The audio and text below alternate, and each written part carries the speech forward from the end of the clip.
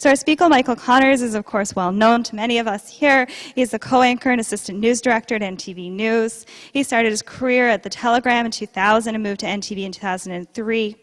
In 2005, he was assigned to the Press Gallery in the House of Assembly and spent 16 years as NTV's legislative reporter, and he served for 6 years as president of the Newfoundland and Labrador Press Gallery Association, until he was, of course, promoted to the anchor desk. Michael has a degree in history from Memorial University, as well as a degree in journalism from Carleton University in Ottawa. His talk tonight is, of course, on his recent book, which we encourage all of you to consider picking up when you can and also take a read, and, of course, explores the fascinating history of a little understood institution known as the Press Gallery. And so on that note, as we get into this topic of amidst strangers and this fascinating history, I want to welcome Mr. Connors and invite him to come up, and we're here to hear you. So thank you.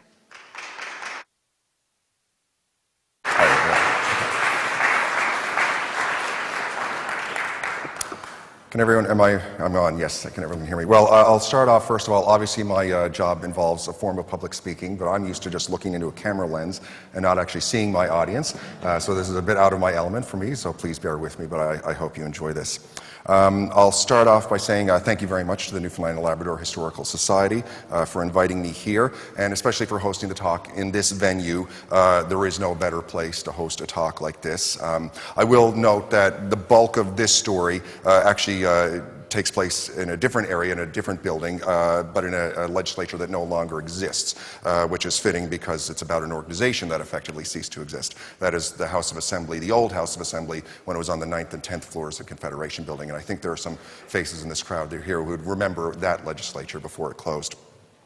But there are some things that happen in this building that are still very important for understanding the origins of the Newfoundland and Labrador Press Gallery Association. The legislature of Newfoundland, now Newfoundland and Labrador, has occupied 7 different homes in its history, and it lived in this one the longest, from 1850 to 1959. So you subtract the 13 years of commission government, that's almost a century's worth of history in this building. And since we're here, I will start with kind of a tidbit connected to this particular room. This was the Legislative Council chamber. This was our upper house in the pre-Confederation legislature. It was our own chamber of sober second thought, whose job was to review the legislation that originated in the other place next door in the elected House of Assembly. If you get a chance to visit the old press room, which is down the hall, you'll see a quote on the wall that I'm going to read to you. It came from a newspaper called the Morning Courier. And it actually was it published a couple of days after this building opened officially for the first time in January of 1850. And the paper wrote, "We feel as much regret as we do indignation by being obliged to expose to the country the fact that in our new House of Assembly no accommodation has as yet been provided for the gentlemen of the press." And I'll quote a few other lines from that article. The Courier also wrote that we beg to remind the Honourable Speaker that we go to the House to report gratuitously, i.e. free of charge.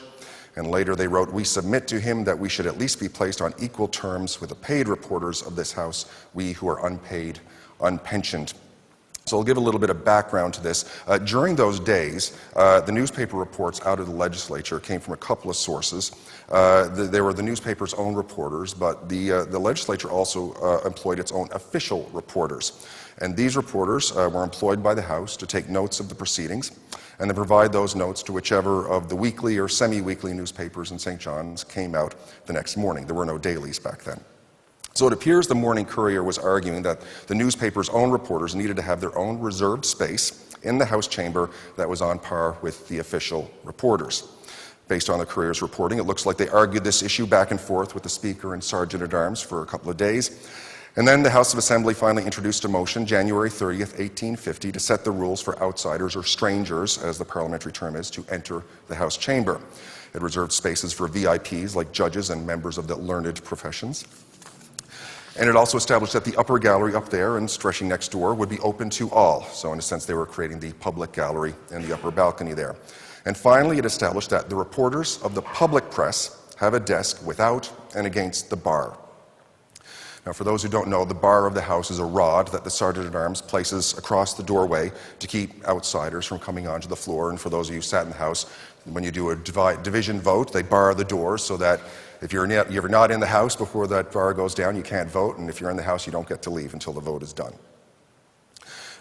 So for the House of Assembly in this building, the first press gallery was established just outside the bar of the House. Now, all of that happened in the House chamber next door, but it does appear that there was a corresponding desk for the public press right here in the Legislative Council chamber. But it doesn't seem that it saw the same kind of action for reporters that was seen in the chamber next door. A few days later, on February 6, 1850, the Morning Courier published this article on its page in its coverage on the legislature. Now, the section below is the House of Assembly coverage, and it's quite lengthy, and the newspaper reports on the House were quite long back then. They were effectively mini forms of Hansard. But up above, there's a headline, I don't know if you can make it out, says Council Chamber. So this was their coverage of what happened right here in the Council Chamber that day. And it said, "Pursuant to adjournment, Her Majesty's Council assembled this day at 1 o'clock. On the opening of the chamber, a reporter had scarcely taken up a seat, so obligingly fitted up for the reporters of the public press. Then the House, there being no business before it, adjourned to Friday next at 1 o'clock. So it sounds like having a seat on the Legislative Council was good work if you could get it. So next I'll explain the title of the book, Admit Strangers, The Forgotten History of the Newfoundland and Labrador Press Gallery Association. Admit Strangers, these were words that I heard every day during my time covering the House. They are the first words that the Speaker utters when the House of Assembly begins its proceedings for the day. Strangers is the ancient parliamentary term for anyone who is not an elected official or officer of the House, and that includes members of the public and us journalists. When the Speaker says admit strangers, that means the commissionaires may allow members of the public to enter the public gallery to watch the proceedings, and that we journalists are allowed to enter the press gallery so that we can watch the proceedings and take notes for our reports. In modern technological terms, it's also the moment when the microphones come on for the television broadcast and the online webcast, which anyone can view from home. Now, the power of the Speaker to admit or exclude strangers to and from the premises is one of the ancient privileges held by all Westminster-style parliaments. In fact, in 1993, in the New Brunswick Broadcasting case, the Supreme Court of Canada deemed this privilege to be a constitutional power that is effectively immune from the Charter of Rights and Freedoms. It means that Section 2B of the Charter, which guarantees freedom of the press and other media of communication in Canada, does not apply to the media's ability to be present in and report on the proceedings of the legislature. Our ability to access the legislature is not a charter right, it is the prerogative of the Speaker of the House. Now, the Speaker can theoretically impose rules for access unilaterally, but since the issue of defining who is and who is not a journalist is a tangly one, and even more tangly today with today's technology than it was in the past, Speakers in Canadian legislatures have typically chosen to delegate responsibility for establishing these definitions to members of the media themselves. And so the media come together to form press gallery associations, collegial bodies of political reporters that have been granted the right to manage their own facilities. The difficulty that we run into sometimes is that there is no consensus among the media about how exactly this should work. There may be a consensus in the abstract, but not always on the details. If you ask journalists the question, who should decide who gets to cover the legislature, the politicians or the media themselves, you will probably get unanimous agreement that journalists should decide, not the politicians. But once you get into the specific details of how this power would be applied, the consensus can very quickly break down. When there are internal disputes among journalists over rules of access to the press gallery, individual media agencies have, in the past, rejected the authority of their own press gallery association and have publicly demanded that the Speaker, a politician, settle the dispute as the ultimate authority over the gallery. On top of this lack of consensus, there's another challenge. When you're dealing with a small media market like here in St. John's, regular staff turnover and lack of institutional memory becomes a problem. Which brings me to the subtitle of the book, The Forgotten History of the Newfoundland and Labrador Press Gallery Association. I used the word forgotten because there was a significant lapse in institutional memory that exacerbated a major internal conflict in our press gallery back in 1985, which I'll discuss later. It's this combination of the unique constitutional powers of the Speaker, the lack of detailed consensus within the media, and poor institutional memory that make the existence of press gallery associations kind of nebulous. The association is trapped within a contradiction of dependence and independence, and that is the story of this book.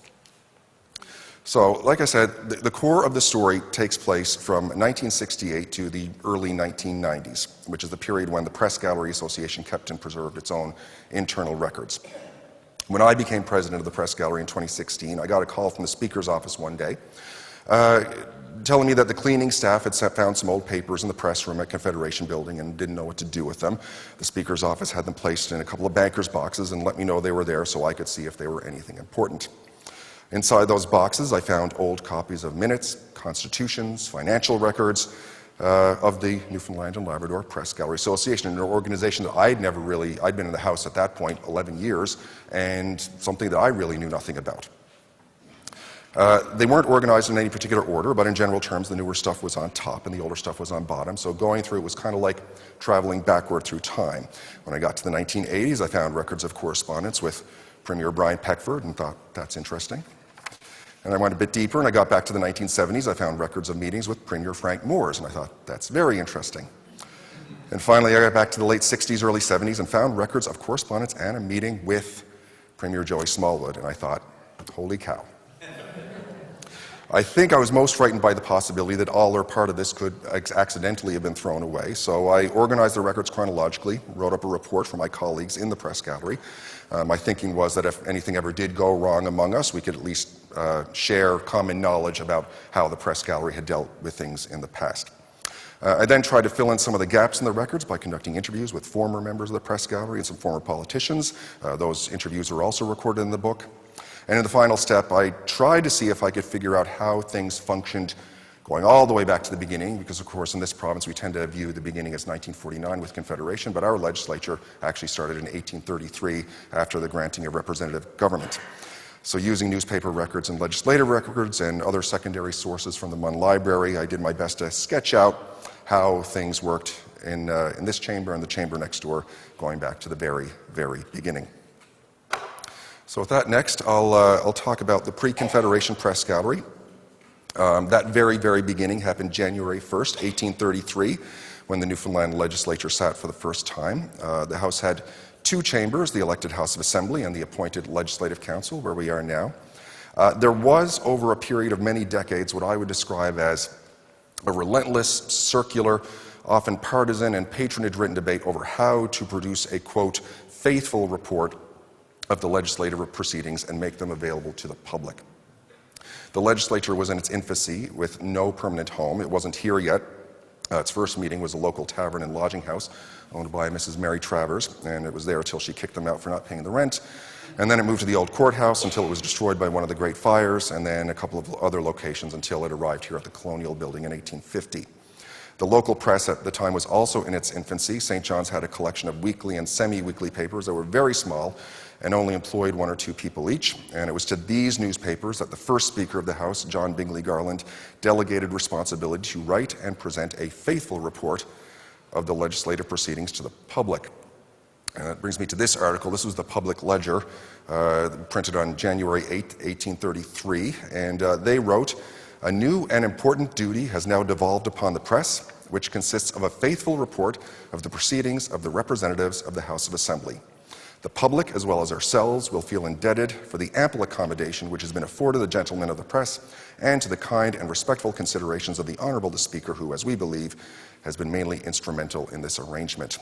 The newspapers were, in effect, expected to be what we today would call Hansard, which is the name for the substantially verbatim accounts of House proceedings in Westminster-style parliaments. But given their small size, each of these papers, for them to single-handedly be present for and take notes on and transcribe hours upon hours worth of proceedings, turned out to be more than they could handle.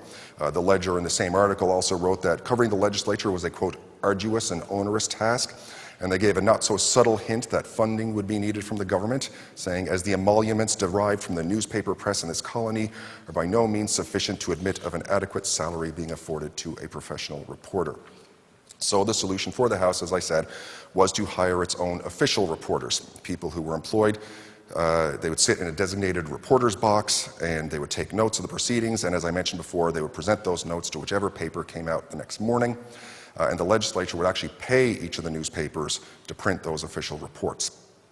The journals of the House, which are the official minutes of the House, they're filled with stories over the following decades of official reporters getting hired and even fired for alleged incompetence, debates about whether these jobs were necessary or whether they were unnecessary patronage appointments for supporters of the government, and accusations that the newspapers themselves would alter the official reports to match their own partisan views. There was no concept of neutrality in the press back then. All of the papers were either Tory papers, Liberal papers, Catholic papers, Protestant papers. But despite these debates, the practice of hiring official reporters would be renewed with each new assembly. In 1850, the legislature finally moved into here, its first purpose-built building. And as I related to you earlier, the arguments erupted on the first day that no space had been reserved for the press, so the House created the desk for the public press. Eventually, I think it might have been the 1870s, a proper press box was built next door in the House chamber, and a reporter's room was designated in the basement as a workspace for the official reporters, newspaper reporters, and editors to transcribe their notes. Now, even as these facilities got better, complaints did flare up from time to time about how they were used. There were allegations that the reporter's room downstairs was used for drinking, smoking, playing card games, and in general as a loafing area for hangers-on of the building. The facilities were placed under the control of a House Committee on Printing and Reporting to make sure the workspace was used for work only. But arguments still continued about the effectiveness and timeliness of these official reports into the early 1900s. The practice eventually acted in the teens and 20s when the House adopted a proper Hansard, a full verbatim transcript of its proceedings. I believe that started in 1909. And in the 1920s, the daily papers agreed to cover the House as a matter of news on their own account, so they weren't getting paid to take the official reports anymore. Unfortunately, while the institutions of the House and the press were modernizing, everything went south for the legislature in the 1930s. A fiscal crisis triggered by the Great Depression led to the infamous protest and riot at the Colonial Building here in 1932. The rioters, as I'm sure everyone knows, broke into the building, and while they never made it into the House chamber and the Prime Minister escaped with his skin, the protesters did notably ransack the reporters' room down in the basement. In 1933, the legislature voted itself out of existence, and a British-appointed commission government took power in 1934. And that commission government held its meetings in private and released its decisions through written communiques. The House of Assembly chamber was converted into an office for the Department of Natural Resources. There was no more legislature and consequently no more press gallery. So the press gallery would not officially be resurrected until 1949, but the House chamber would come back to life a number of years later with the election of the National Convention. And that did kind of give a bit of a temporary rebirth for the press gallery as the elected members of the convention debated the future of Newfoundland and Labrador after the Second World War, and it was the first time Labrador had been allowed to vote. The National Convention was not strictly speaking a legislature with all the privileges that go with it, but the convention's first chair said that it would operate with the same dignity as the House of Assembly had. Newspaper reporters were permitted to observe and write about the convention's debates, the same as they had in the old legislature, and interestingly, so were radio reporters. And the government-owned Broadcasting Corporation of Newfoundland took on the mammoth task of recording and rebroadcasting those debates directly to the public. And this had a bit of allowing radio reporters did actually have a bit of a continuing effect in the press gallery after Confederation, because radio and later TV reporters would be allowed to continue to sit in the House of Assembly press gallery from 1949 onward, even though, incidentally, they were not allowed to do that in the Parliamentary Press Gallery in Ottawa. The Parliamentary Press Gallery in Ottawa did not begin admitting broadcast reporters until 1949, and that was after years of fighting with the print reporters. So sometimes we're ahead of the times. Before I go on to describe the post-Confederation press gallery, I just want to take a step back and point out some of the differences between how press galleries function in the United Kingdom, of which we were a colony, and then a dominion, and then how they function in Canada, which we joined in 1949. If you go to the website of the UK Parliamentary Press Gallery, it'll tell you that questions of accreditation and press passes are decided by the parliamentary authorities. The press gallery there has no input or control over the process. Specifically, access to their press gallery is controlled by the Sergeant at Arms. That arrangement dates back to 1803, when reporters back then had gotten crowded out of the galleries during a speech on the Napoleonic Wars, and they weren't able to report on it. The Speaker directed the Sergeant at Arms to make sure the usual spaces were reserved for the news writers. And it's that moment that the UK Parliamentary Press Gallery considers its birth. Access to the press gallery is still governed by the House as a matter of parliamentary privilege, and this same essential concept does underpin the existence of the Canadian Parliamentary Press Gallery in Ottawa and all of the provincial press galleries as well. But there's one key difference. In the UK, as I said, this Sergeant-at-Arms, it's under the Speaker, is the one who administers the press gallery. But in Canada, the Speaker of the House of Commons has delegated the authority to administer the press gallery to the journalists themselves. And there was a book put out in 2016 by the Canadian Parliamentary Press Gallery called Sharp Wits and Busy Pens. It was about their 150th anniversary, and as far as they can tell, that arrangement at least dated back to the 1920s and probably even before that. So here in Canada, it is the media that decides on membership in the press gallery, turning the press gallery associations into something akin to professional accrediting bodies.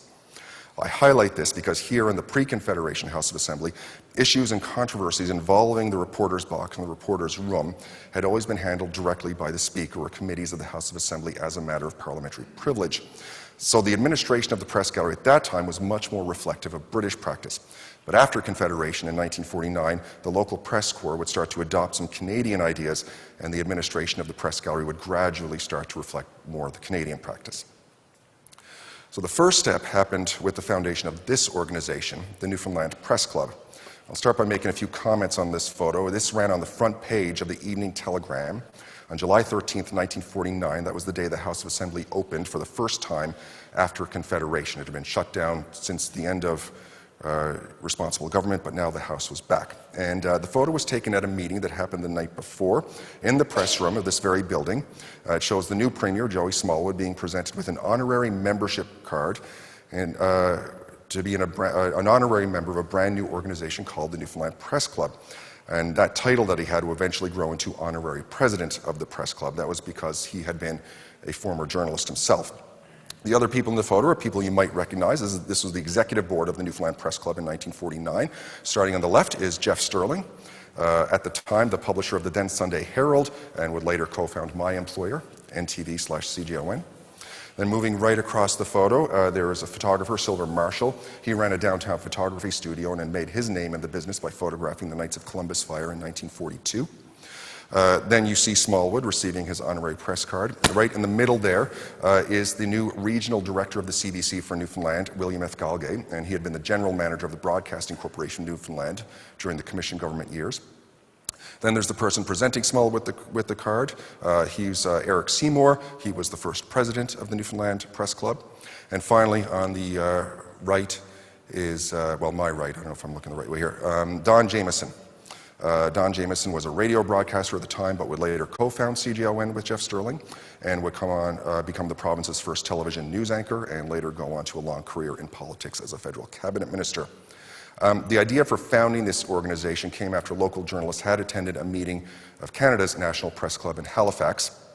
On the night of the press club's founding, in this building, the newspapers reported that about 20 print and radio reporters attended the meeting where they paid membership dues and were presented with membership cards. And the Daily News reported that Press Club President Eric Seymour declared that it was time for journalism to be recognized as a profession and given the respect it deserves as a public service. Further to that, the Press Club also established a committee to manage the press room in the Colonial Building, chaired by Don Jamieson. Jamieson had some background for that role. He had reported on the National Convention for VOCM, campaigned against Confederation with the Economic Union Party, and then covered the negotiations for the terms of union for print and radio, which made him the first Newfoundlander to be attached to the Parliamentary Press Gallery in Ottawa. Jamieson's job as the chair of the Press Room Committee was to investigate the privileges to which the press is entitled in the House. So this moment was the first example of the House of Assembly press facilities becoming self-administered by journalists themselves rather than by the Speaker or a committee of the House, reflecting this move toward Canadian practice. There is one oddity, though, in the newspaper reports that I can't really explain. There's no mention at all in the press reports at the time of the Speaker of the House being involved in this at all. And it's odd because even if the press gallery is self-governed by the media, they still do so under the authority of the Speaker. But there's no mention in any of the reports of Speaker Reginald Sparks, the first Speaker after Confederation, being present at the meeting. And the style of the papers at the time was to list any dignitary who was present at an event. So if he was there, I'm pretty sure they would have said he was there. Instead, it was the Premier and the Attorney General who attended. The Evening Telegram reported that the press gallery's working space had been granted to the media by the government, which usually means the cabinet, rather than the legislature. So it suggests that there was some confusion over the dividing lines between the executive and legislative branches of the government in the new province. The Newfoundland Press Club would hold its meetings in the Colonial Building press room through the 1950s, acting as a kind of representative body on behalf of the media in their dealings with the House and the government. Its most notable conflict with the government happened in 1954 when the Press Club expelled Premier Smallwood as honorary president. That was because he had clamped down on public servants giving interviews to the media after the arrest of his former economic czar, Alfred Valdemanis. On the other hand, the Press Club sided with Smallwood in 1959 when it publicly condemned the Toronto Star for its reporting on the Badger riot during the IWA strike. By that time, in the late 1950s and early 60s, incidentally, the president of the Press Club at that time actually wrote his own memoir a number of years ago and expressed regret for doing that. By that time, in the late 1950s and early 60s, the Press Club had begun to drift away from its role as a professional organization. The club had fallen dormant for a couple of years and then was reconstituted in 1958 as more of a social club, which is how most retired journalists remember it today. The club moved away from holding its meetings in the Colonial Building and began meeting a number of bars and service clubs in downtown St. John's. It eventually acquired space in the Newman Building on the corner of Springdale and Water Street and opened up a bar of its own with a full-time manager. But the bar turned out to be a money loser, and the club eventually shut down sometime in the 1970s, and there were a number of efforts apparently to revive it, but none of them lasted. So the Press Club's departure from management of the Colonial Building press room roughly coincided with another big change for the government and the legislature at the start of the 1960s. While the Press Club stayed downtown, the House of Assembly moved uptown to a new location on Prince Philip Drive. The new House chamber opened in 1960 on the 9th and 10th floors of the Confederation Building. The new press gallery was no longer in its own box on the same floor as MHA's. There was now a section of the public gallery up above, and it would actually be to the left of the photo behind the opposition benches. It was within the public gallery, an area reserved for journalists that was cordoned off from the rest of the gallery by a movable rope. There was also a press room on the 10th floor of the building behind the press gallery where journalists could type up their reports. There are no records of how this space was administered in the early 60s, but memories of the people I interviewed from that era indicate there was no formal media organization at all managing the press gallery. But that would change in 1968, 1969. With the old press club fading from the scene and a new organization about to take shape, they once again borrowed from Canadian practice across the rest of the country. So this article, when I started doing my research on this book, I had the Press Gallery archives and I reached out to the Legislative Library at the House of Assembly to see what they had. And this was the earliest piece of evidence they had on the history of the Press Gallery. It was an article that was published in the Daily News in 1968. And it details a meeting between the Speaker of the House, George Clark, and the local press corps in which the media had agreed to form an association. The article says that Speaker Clark favored creating an organization that could speak for all journalists when it came to seeking improved facilities for the press and the House, and also for dealing with matters of protocol and ethics. Up to this point, complaints about the activities of the press gallery or reporting of individual journalists would periodically be handled through points of privilege raised in the House. When an MHA raises a point of privilege, all other House business must stop. It takes priority over everything else, and the matter is debated or sent to a committee until the Speaker makes a ruling. A number of books I read noted that Joey Smollett himself was notorious for doing this when he didn't like something that the press had written about him.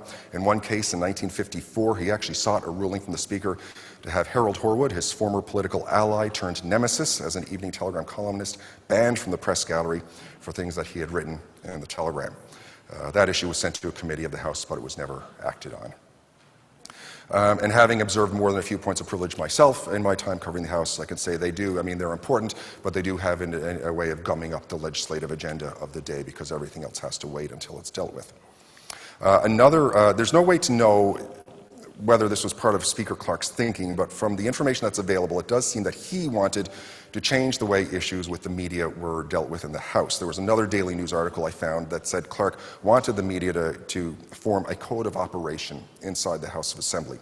And the media themselves had their own concerns about their workspace in Confederation Building. In some respects, it was improving. There was the addition of a second media room that was reserved for broadcast reporters, separate from print reporters, so the print and the broadcasters each had their own space.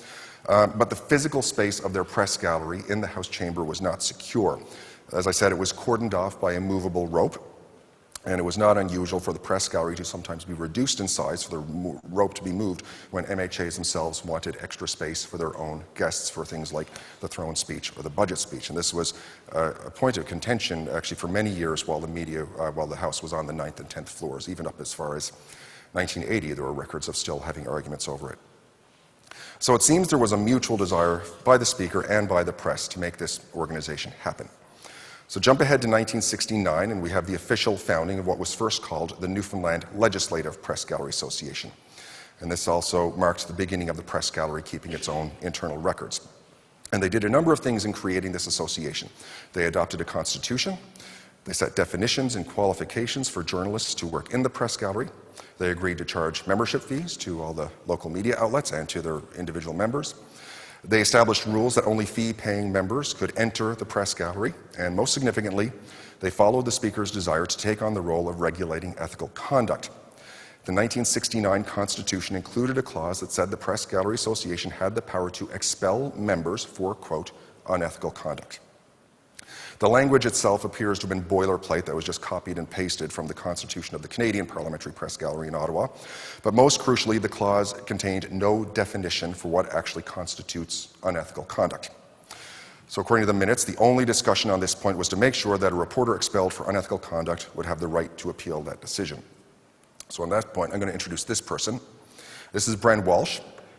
He was a longtime reporter for the CBC and was the longest-serving member of the press gallery, with his career dating back to the National Convention in the 1940s.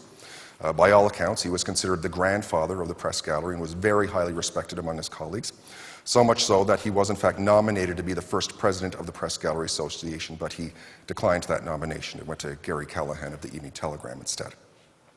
But even so, based on the way he was often quoted in the minutes of the association and based on some of the stories I've heard from people who remember him, Bren Walsh had a high level of influence in the press gallery, and his words always seemed to carry extra weight. And it was Bren Walsh who insisted on the importance of spelling out the right of a journalist to appeal expulsion from the press gallery. There's not a whole lot to go on, but based on that and a few other snippets recorded over the years in the minutes, I'm pretty sure that Walsh had an intuitive sense that this unethical conduct clause, if it was ever going to be acted on, was going to be a problem. Walsh's reservations would prove to be well-founded, and now we come to the real core of the story. I'm going to highlight 4 episodes where the authority and the status of the Press Gallery Association and its ambiguously worded constitution came into question. Excuse me.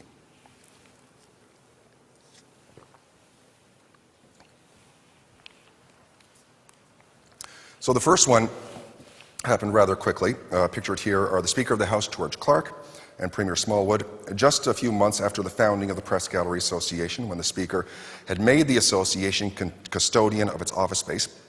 Premier Smallwood took it all away. He took away the 2 media rooms in the Confederation Building and gave them to government workers while the House was not in session. And I guess the first thing is, and this is based on some conversations I had with former clerks of the House, this should not have been able to happen. The legislative branch is supposed to control its own space, an area that's known as the parliamentary precinct. And when the Speaker of the House designates that space for a certain use, even the Premier, who's part of the executive branch, should not be able to waltz in and take it away. But the problem was that there was no defined parliamentary precinct inside the Confederation Building at that point to demarcate the Speaker's territory. Outside of the House chamber itself, there was no clarity on what parts of the building were controlled by the Speaker and what parts were controlled by the government. The press gallery responded by writing a letter asking for a meeting with the Premier and the Speaker to argue for year-round access to the media offices. They eventually got that meeting in 1970 with the Premier alone in the Premier's office. Smallwood relented and gave the 2 offices to the Press Gallery Association. He gave them back. And he also agreed to a number of other measures, such as building audio booths for broadcast media, allowing reporters to tape House proceedings for their personal note-taking purposes, but not for rebroadcast. And once again, that permission should not have come from him. That should only have come from the Speaker. And finally, Smallwood agreed to consider legislation to incorporate the association into a legal entity. But he warned that doing so would allow the Press Gallery Association to be able to, quote, pick and choose its members, and he warned that this should be guarded against. Now, once again, I don't think Smallwood had any real business being involved in this. These issues should have been handled with the Speaker alone. But his comment on guarding against picking and choosing members of the Press Gallery, again, was kind of another prescient final warning from the province's first Premier. The next crisis happened just a few years later in 1972, immediately after the election of the Frank Moore's government. Now, this one was an internal crisis that actually briefly threatened to unravel the Press Gallery Association. Like the first episode, it involved some confusion between the Premier's office and the Speaker's office. The background to this story is tied up in the chaotic way the transition of power happened from Smallwood to Frank Moore's. The 1971 election had resulted in a hung legislature with no political party being able to claim a majority. Smallwood eventually resigned in January of 1972 when Moores was sworn in as the province's second Premier. The House of Assembly had not sat during this period. It would not reopen until March 1st of 1972. Newfoundland and Labrador had not experienced a change in government since Confederation, so I can only surmise that a lot of people who are sort of involved in this drama didn't fully understand how the transition was supposed to work, at least as it pertained to the role of the Speaker. The practice in our legislature, even to this day, is that when there is a change in government, the outgoing Speaker still retains the position until the House meets to elect a new Speaker. So even though Frank Moores and his Tory cabinet had been sworn in, Liberal MHA George Clark, who had lost a seat in the 71 election, could not actually be replaced as the Speaker until the legislature met in March of 1972. But the leadership of the Press Gallery Association at that time appears not to have understood that and fell into a bit of a trap on this issue. Shortly after the swearing in of the new government, the Press Gallery executive had a meeting with Premier Moores and the Public Works Minister, as well as MHA Jim Russell, whom the Press Gallery identified in its own records as the Speaker-elect. Once again, even though the House had not actually met to elect a Speaker. Moores must have signaled in some way that Russell was going to be his pick for the job. At that meeting, Frank Moores agreed that the Press Gallery Association would continue to function as it had during the previous Liberal administration. And then a few days later, all the members of the Press Gallery were issued new House of Assembly press passes that were signed by Jim Russell, as if he were the Speaker. And the Daily News picked up on this. And they ran a front-page story questioning the fact that Russell appeared to be acting as the Speaker of the House before he'd actually been elected to the role. And they noted that because there was effectively a minority government situation this time, because there were a lot of floor crossings going on, there was actually no guarantee that Russell would have the votes to win the job unless the opposition cooperated. Now, the reason why the Daily News was knowledgeable on this point was that their publisher was the late Bill Callahan, who up until 1971 had served as an MHA and cabinet minister in the Smallwood government. And the response from the Press Gallery Association to this story on the front page of the Daily News was probably a bit of an ill-advised overreaction. The Press Gallery president and executive released a public statement condemning the Daily News for what they called irresponsible reporting, and they apologized to the Speaker and his staff. Bill Callahan fired back, questioning the right of the executive to make a statement like that, and actually threatened to pull the Daily News out of the Press Gallery Association. So now we have a potentially interesting situation. The Press Gallery had adopted a constitution a few years prior, giving its executive committee certain authority, and that constitution stated that you had to be a paid member of the association to sit in the Press Gallery and cover the House of Assembly. So what would happen if one of our major daily newspapers tried to defy that authority? We'll never know because cooler heads prevailed. There was a general meeting that was called for the Press Gallery membership, and everyone basically decided to let bygones be bygones and put the whole affair behind them. Bren Walsh, again, took a lead in the discussion. He argued that the Press Gallery Constitution had empowered the President and Executive to take the action that they did, and hinted that if the membership wanted to remove those powers, they could simply change the Constitution. Life went back to normal after that, but the incident did foreshadow what could happen if the association ever decided to assert its powers of discipline over its own members. So the next major episode happened 10 years later in 1982, but before I get to that, I want to highlight some changes that were happening in the culture of the Press Gallery Association. Because of the time frames we're dealing with, all the pictures I've shown so far have been of men and the term gentlemen of the press and that sort of thing. So I wanted to highlight this woman. By the 70s and early 80s, more women were beginning to cover politics, and this is Roseanne Cashin. And she's notable because she was the first woman to be elected president of the Press Gallery Association in 1975 when she was a reporter for CGLN. Later in her career, she worked for CBC Radio and actually was known for winning a major human rights case when they terminated her contract. So she was regarded as a trailblazer in many ways. Bren Walsh, who many journalists, including Cashin, had counted as a mentor, had retired in 1981, leaving a new generation of reporters to lead the association. And this new generation of journalists had different views than their predecessors on what the relationships should be between journalists and politicians.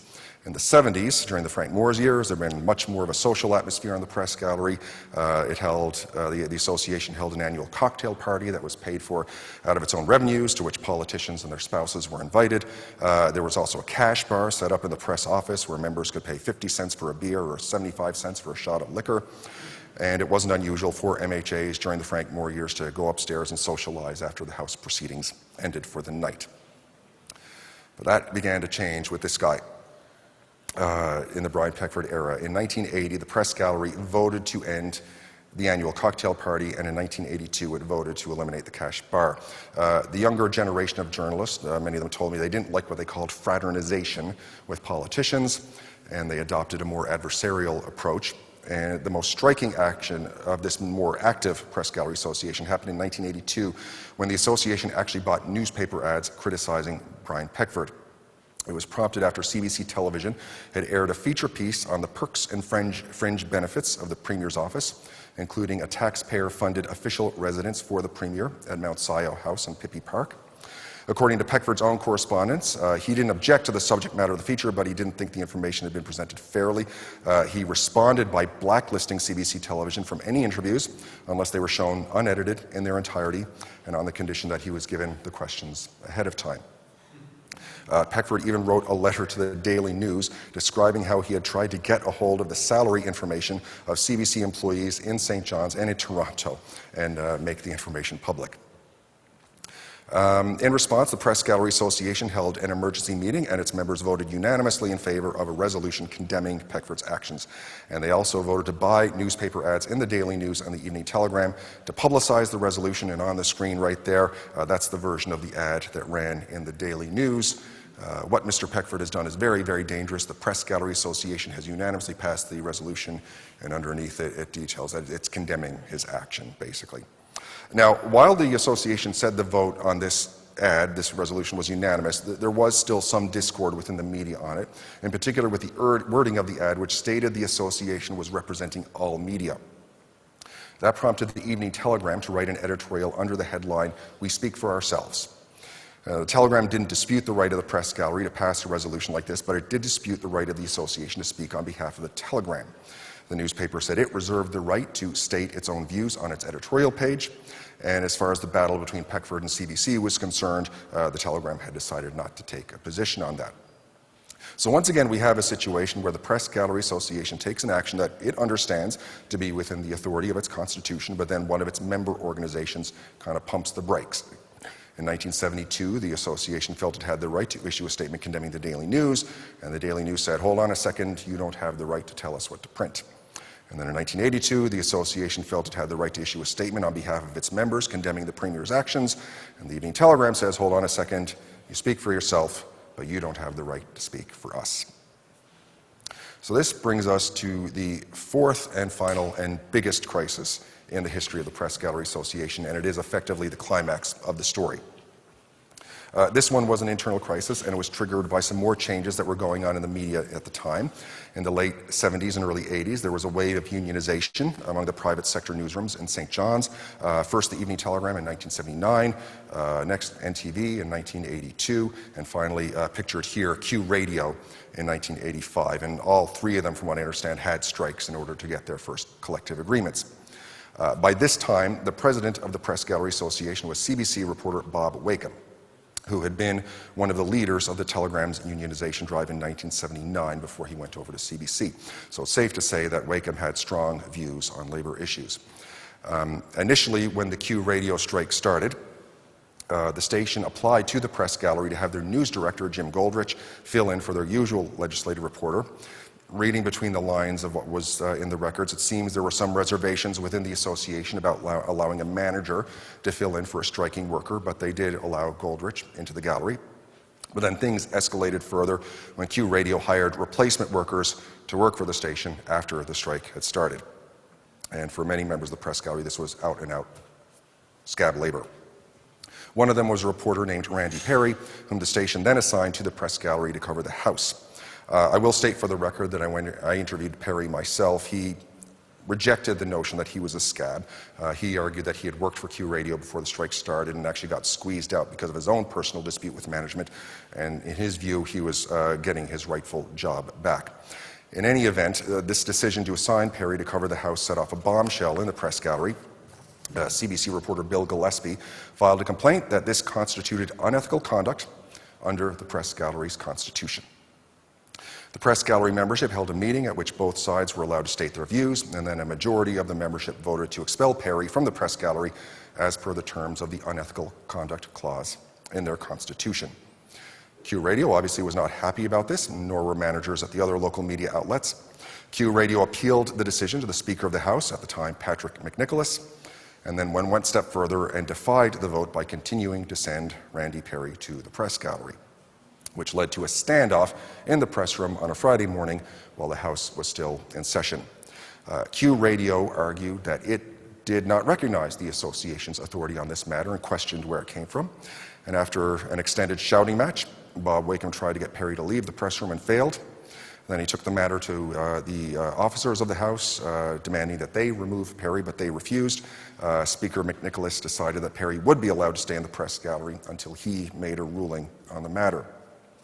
The Evening Telegram also weighed in once again, this time writing an editorial under the headline, "Speaker Must Act." It called on the Speaker to overrule the Press Gallery Association, alleging there was a conflict of interest situation with a majority of press gallery members being from the CBC, alleging that they were trying to kick out a private sector competitor. But it was actually the last couple of lines of the Telegram editorial that were most interesting to me, and this really kind of illustrated the conceptual problem facing the association. The Telegram wrote, "The Press Gallery is an independent organization established to ensure news organizations have access to the legislature to report to the public about the legislature. The gallery exists at the pleasure of the Speaker of the House. The Speaker must immediately overrule the gallery." So in one sentence, the Telegram says the Press Gallery Association is independent. In the next sentence, the Telegram says the Press Gallery Association is not independent. And it was this contradiction that went right to the heart of the matter. The Speaker's ruling came out a few months later, in February of 1986, in the form of a letter that raised a lot more questions than answers. First, McNicholas wrote that he had obtained a copy of the Press Gallery's constitution, but nobody could tell him how it originated or whether it had ever been properly authorized. Then he wrote that the language in the constitution was too vague because it did not define what was meant by unethical conduct. He also cited a precedent from a 1976 strike that had affected the Parliamentary Press Gallery in Ottawa, in which the Speaker there had decided not to intervene in a labour dispute, so likewise McNicholas decided that he would not intervene in this case. Finally, he recommended that the Press Gallery write a new constitution that was less ambiguous. The final maneuver then came from Q Radio. The radio station issued a press release saying that, well, if the constitution is ambiguous and if its origins are uncertain, we don't have to follow it. Q Radio actually did what the Daily News had only threatened to do back in 1972. The station declared it would continue to staff the press gallery, but it would not be a member of the association and would not pay its membership fees until a new and proper constitution was adopted. In the end, the whole situation amounted to the Press Gallery Association, "You're fired," and Q Radio saying, "You can't fire us, we quit, but we're going to keep coming to the office and use the facilities and you can't stop us." I'll make a few other comments on the Speaker's ruling. First, the parliamentary precedent that McNicholas referred to in his letter came from, as I said, a 1976 strike at the Canadian Press Wire Service. CP had sent replacement workers to Parliament Hill, and the Parliamentary Press Gallery there had rejected their applications. That led to confrontations and arguments on the Hill that were very similar to what happened here in St. John's. But the one key difference is that when the Speaker of the House of Commons, James Jerome, said that he was not going to intervene, that meant that he was refusing to overturn the right of the Parliamentary Press Gallery to reject accreditation requests. So in effect, not intervening kept Canadian press replacement workers out of the Ottawa Press Gallery. But here, Patrick McNicholas saying that he wouldn't intervene effectively allowed Q Radio replacement workers to stay in the gallery. So it was the same ruling in theory, but it actually had the opposite practical effect. Secondly, when McNicholas obtained a copy of the Press Gallery Constitution, nobody, not the Speaker's office, not the membership of the Press Gallery, not even retired journalists, none of them could tell him where it came from. And on top of that, nobody was even aware of this at the time. McNicholas didn't even have a copy of the most recent version of the Press Gallery Constitution. The original Constitution had been adopted in 1969, and then there were major amendments that happened in 1975 and 1980. And the version that McNicholas had was the 75 Constitution, not the more recent 1980 Constitution. Now, the wording of both documents was equally ambiguous, so neither one would have made a difference in terms of settling this dispute. But the larger issue was that somewhere along the way there had been a fatal lapse of institutional memory. It was almost like the Press Gallery Association had never existed. By recommending that the Press Gallery write a new constitution, McNicholas was effectively wiping the slate clean and telling the Press Gallery to start all over again.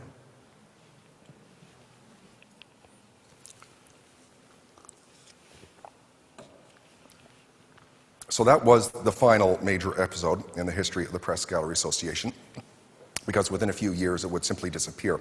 The association did adopt a new constitution in 1989, and Q Radio did rejoin the association. The new constitution still had a provision for expelling members, but it wasn't any less ambiguous than what had existed before. Luckily, it was never tested. There were a couple of other major bursts of activity for the association. One was an effort to get TV cameras into the House of Assembly. Those efforts had actually started all the way back in the 1970s and kind of came to a head around 1980. There was a House committee that looked at the issue, and this was just ahead of the House moving from the 9th and 10th floors of the Confederation Building, which is what we see here. This view is actually one of the very few views that exists in NTV archives of the 10th floor press gallery. Those reporters are looking down on Prime Minister Brian Mulroney while he was addressing the House on the Meech Lake Accord. Cameras were allowed in temporarily for that debate. And the House was moving to a new location and an extension being built in the north wing on the 2nd and 3rd floors, and the press gallery saw that as a chance to try and get cameras in. There was a House of Assembly committee that addressed the issue, and what happened, they got part of the way there. Audio broadcasting was allowed because the facilities were already there to transmit audio. There was no cost for it, so radio could easily play clips from that point forward. TV cameras, that was still too expensive for what the government could afford for the day, so TV did not permanently get into the House until 2001. The other big burst of activity, again, as that picture indicates, was the Meech Lake Accord. Premier Clyde Wells' central role in the constitutional drama briefly saw the press gallery's membership explode to about 200 members as national and international media came here to cover the event, and Clyde Wells' ultimate cancellation of the free vote on Meech Lake.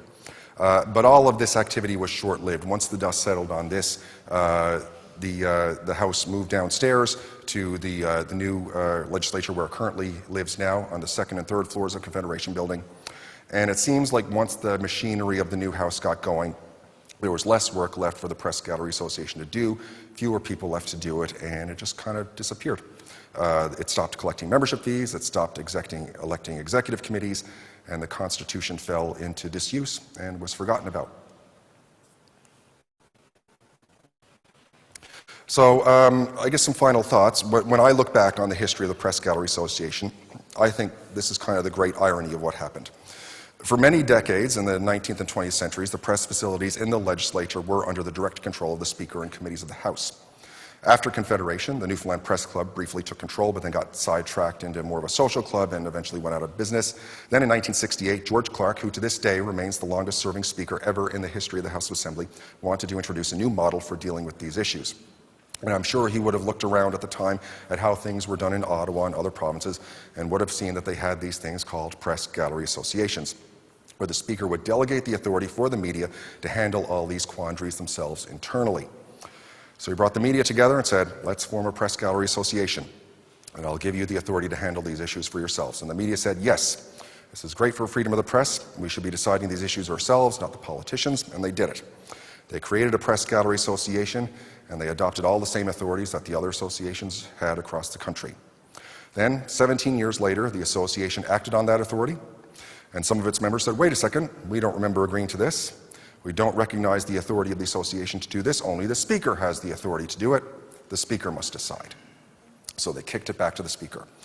And the Speaker looked at the situation and said, I still don't want to deal with this either. And so here's what we're going to do. We're going to throw all this stuff out the window, pretend it never happened, and we're going to start all over again. Once again, there was a consensus in the abstract about creating an association and endowing it with certain powers, but once they got into the details of how those powers would work, the consensus broke down. And that is the forgotten history of the Press Gallery Association. Thank you very much.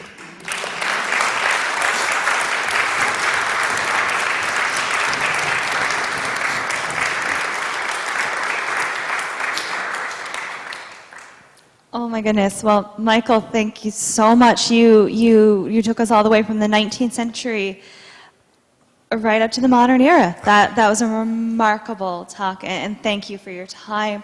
We do, of course, have our reception, but before we get into cookies and cheese and chatting, we, of course, want to take some time for questions from the audience. So we do also want to, of course, acknowledge those of you who've joined us on Zoom, and one of our fellow board members is going to be taking a look at those questions, and we'll facilitate the ability to ask those as well shortly. She'll be reading them out so that those in person can hear, and we can also keep them in the recording. However, I will get started with those of you who have to be in person. So if you'd like to ask a question, so the folks online can hear as well, if you want to put your hand up, I'll bring the microphone to you. And we've got us. Wonderful. I worked for CBC for a long time, and so I was a member of the press gallery way back. I didn't cover the legislature a lot. Roseanne Cashin was working at CJON, as you said, and she was the president of the press gallery at the time that for this incident that I'm going to tell you about. She said to me one day, and I wish this was in your book, I wish she had told this to you, but when I asked her about it, she couldn't recall. But she said to me one day that an RCMP officer had phoned her and said to her, "Do you know, Mrs. Cashin, that a reporter who works at the Daily News is a member of the Communist Party of Canada, Marxist-Leninist, and his name was Gary Zatzman." Okay. We all knew Gary Zatzman. Yep.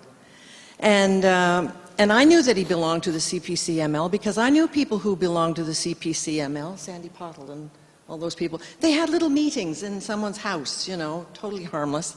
And they knew that the RCMP were watching them because the RCMP would be parked in the laneway outside their house.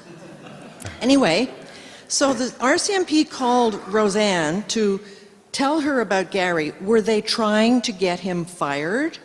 I mean, did they talked, and when I spoke to Roseanne about it, she said, "What am I going to do about that? I don't care about that." And I said, "I know, don't care about that, like, please." And I wonder if the RCMP also called his employer. And I was thinking about this the other day because I saw the notice that you were going to give this talk. And I thought, I want to come and tell this story because no one knows this. Yeah. And I wondered what happened to Gary Zatzman. And with a name like Gary Zatzman, I thought, I bet I can find him in a second, and I did. Yep. And he died last summer. Oh my goodness. He Okay. just died last summer. He was from the Maritimes. He was, and you know that the CPCML wrote a lovely obituary about him. He was still a member of the CPCML. Right. And he had a wonderful career. He did a lot of really interesting things. So they didn't screw up his career, thank Good. goodness. But when you were talking about the unethical conduct business, maybe they thought that Roseanne could Right. flick him out of the press gallery. Yep, and I guess by holding back, I guess was the right thing to do.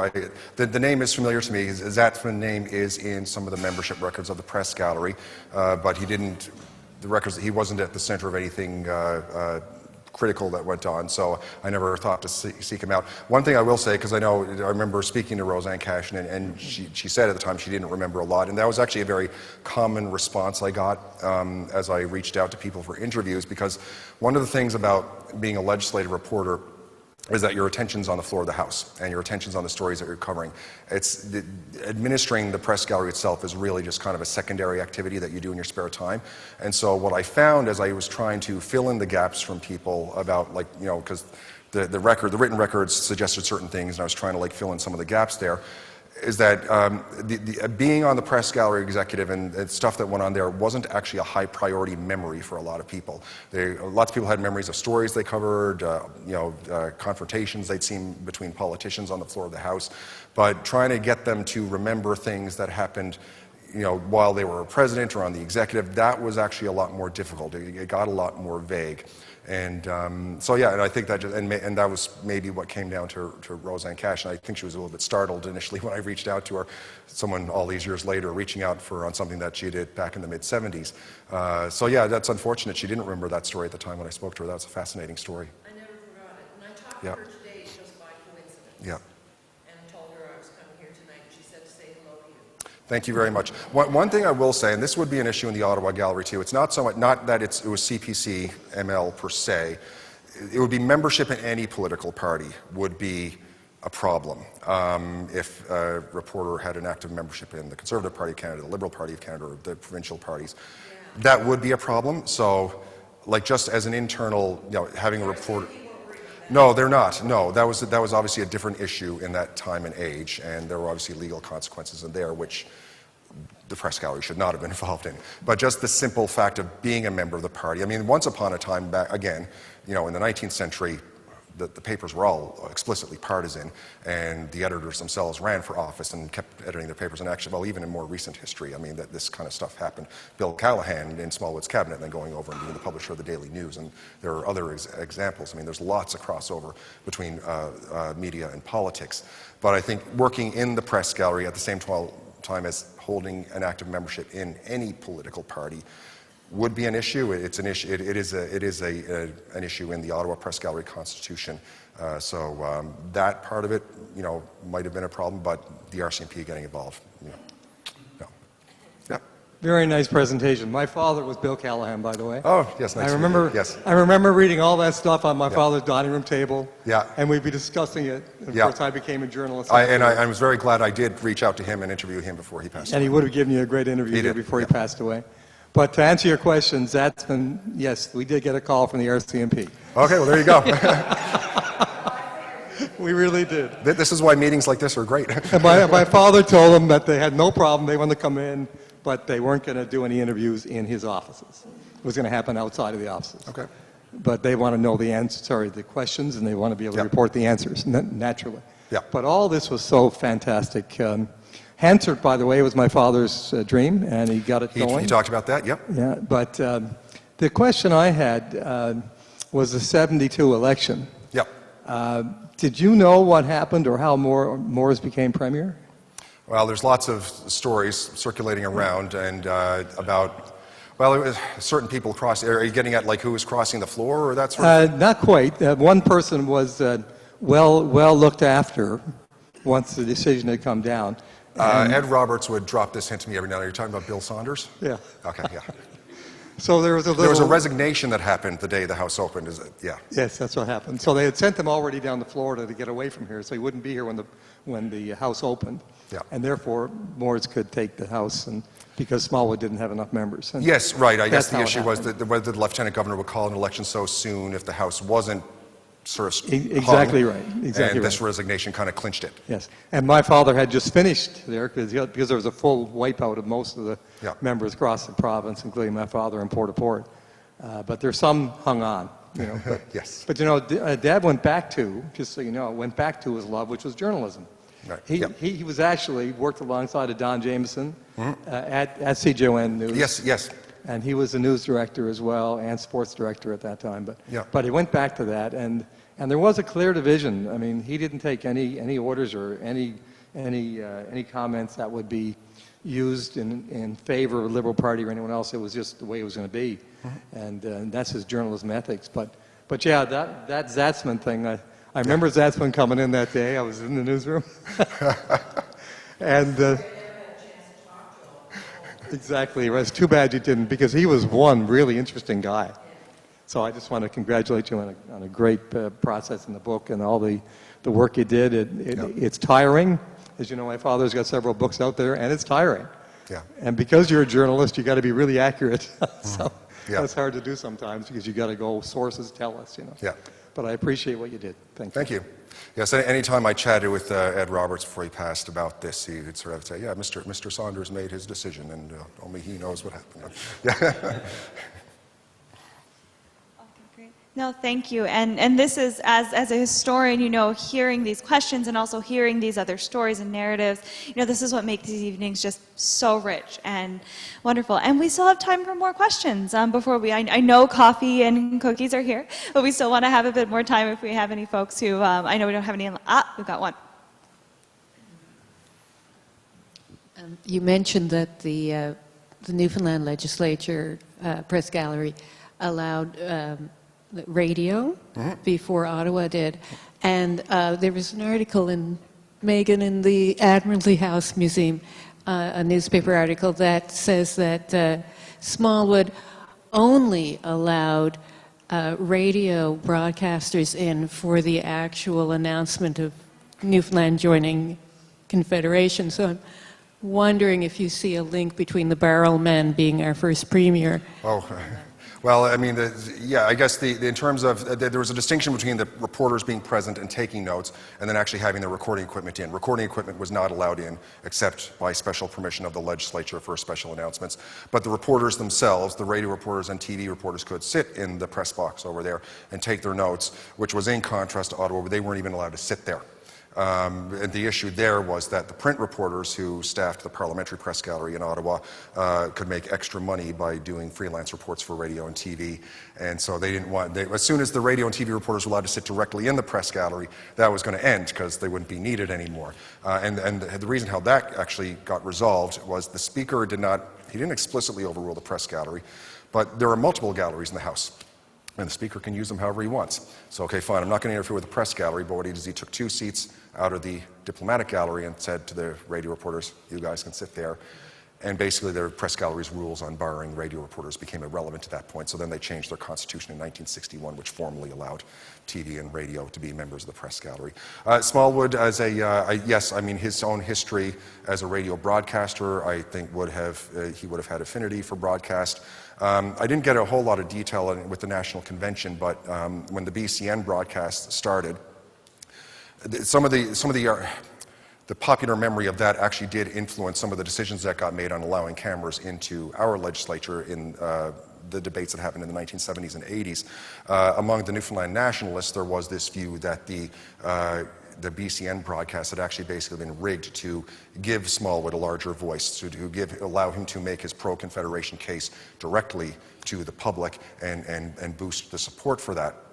And so by the time the 1980s got around and the press gallery was very actively writing letters and saying, okay, we want cameras in the House, where they were dealing with the Speaker, there were committees formed, joint committees of the press gallery and MHAs looking at this issue. The Liberals were in opposition at the time. They were all on board. The NDP didn't come along until 85, but they were on board when they came along. The governing Tories at the time were reluctant, and one person who kind of stood out on that was MHA John Carter, who wrote letters to the Telegram, and he spoke about this. It's in Hansard in the House, basically saying that letting the radio microphones into the National Convention had ruined the National Convention, had allowed Smallwood to basically take over and turn it from a debating body into basically allowed him to grandstand directly to the public. And that was one of the reasons. There were others that he felt that the cameras actually should not be allowed in the House of Assembly, that it would actually destroy the character, the quality of debate in the House of Assembly. So it was this memory of this belief in that, basically the Confederation mythology of, the whole thing kind of being rigged in favor of Smallwood actually still affect some people's point of view as late as the 1980s on this issue. And that even if it was just a few, even if it was just one, that mattered because you needed unanimous consent of all MHAs to bring the cameras into the House.